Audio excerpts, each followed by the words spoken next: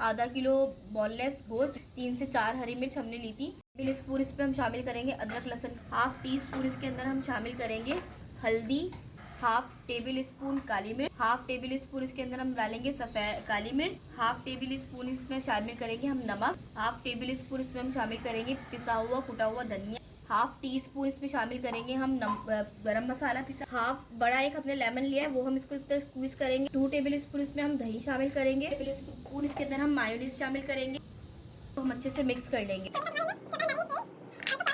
पे 3 table spoon oil ले लिया है। साथ ही में इसमें इसको हम कवर करके रख देंगे 15 से 15 मिनट के लिए। ये मलाई बोटी बिल्कुल रेडी है। पराठा अब इसके ऊपर हमने जो चटनी प्रिपेयर की थी वो ऐसे हल्की से लगाएंगे। हम यहाँ पर अपनी मलाई बोटी को